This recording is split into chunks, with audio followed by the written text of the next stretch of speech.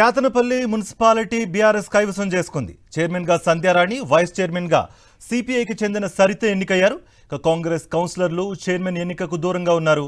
దీంతో Kethanapalli municipality BRS కైవసం చేసుకుంది.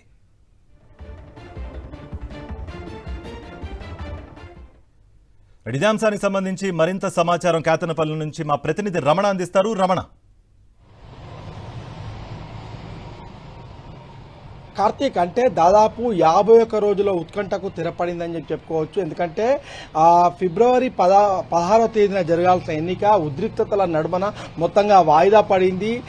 కాంగ్రెస్ బీఆర్ఎస్ మధ్యలో పరస్పరం రాళ్ల దాడులతోని పెద్ద ఎత్తున కేసులు నమోదయ్యి రిమాండ్ చేసిన పరిస్థితిని మనం చూశాము. అయితే ఈ నేపథ్యంలో ఆ తెల్లవారు కూడా ఎన్నిక నిర్వహించే ప్రయత్నం చేశారు. కానీ చైర్మన్, వైస్ చైర్మన్ ఎన్నిక ఆ రోజు కూడా ఉద్రిక్త పరిస్థితుల నడుమ వాయిదా పడింది. అయితే 51 రోజుల సుదీర్ఘ నిరీక్షణ అనంతరము ఈ రోజు నోటిఫికేషన్ కు అనుగుణంగా చైర్మన్, వైస్ చైర్మన్ ఎన్నిక జరిగింది. ఈ ఎన్నికలో మనం చూస్తే కనుక బీఆర్ఎస్ పైచేయి సాధించింది. మరొక వైపు మైత్రి బంధం ఏదైతే బీఆర్ఎస్, సిపిఐ రెండు కూడా మైత్రి పొత్తు పెట్టుకున్నాయి. ఇక్కడ ముఖ్యంగా 22 సీట్లకు గాను 14 సీట్లు, 10 సీట్లు బీఆర్ఎస్ గెలుచుకుంటే 4 సీట్లను సిపిఐ గెలుచుకుంది.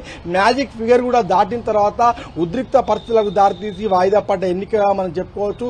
ఈ క్రమంలో ఈ రోజు బీఆర్ఎస్ సంబంధించిన చైర్మన్ గా ముఖ్యంగా గుడిసెల సంధ్యారాణిని ఎన్నుకున్నారు. అదేవిధంగా సిపిఐ కౌన్సిలర్ మిట్టపల్లి సరితను వైస్ చైర్మన్ గా ఎన్నుకున్నారు. మొత్తంగా కేతనపల్లి మున్సిపాలిటీ పైన ఒకవైపు బీఆర్ఎస్ జెండా, మరొక వైపు సిపిఐ ఎర్ర జెండా, ఈ రెండు కూడా ఎగిరాయని చెప్పుకోవచ్చు. దీనికి పూర్తిగా కాంగ్రెస్ సభ్యులంతా కూడా దూరంగా ఉన్నారు. మొత్తంగా ఈ విషయంలో తన పంతాన్ని బాల్కసుమన్ నెగ్గించుకున్నారని కూడా చెప్పుకోవచ్చు. మరొక వైపు మనం చూస్తే మొత్తంగా రాష్ట్రంలో 3 మున్సిపాలిటీల్లో 2 మున్సిపాలిటీలు కూడా ఇక్కడ వాయిదా పడ్డ వాటిల్లో ఆదిలాబాద్ జిల్లాలోనే ఉన్నాయి. ఇంకొకటి నిర్మల్ జిల్లా ఖానాపూర్ చెప్పుకోవాలి.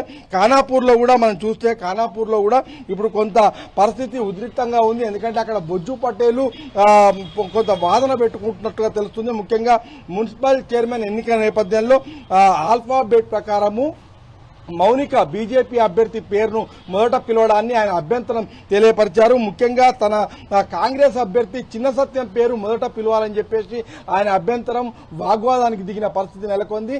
ఇక్కడ కూడా దాదాపుగా బీజేపీ అభ్యర్థికి చైర్మన్, అదేవిధంగా బీఆర్ఎస్ అభ్యర్థికి వైస్ చైర్మన్ దక్కే అవకాశాలు కనిపిస్తున్నాయి. ఈ నేపథ్యంలోనే కొంత ఉద్రిక్తమైన పరిస్థితి నెలకొంది. ఇది ఇంకా అధికారులు పూర్తిగా ధృవీకరించాల్సి ఉంది. Karthik, thank you Ramana.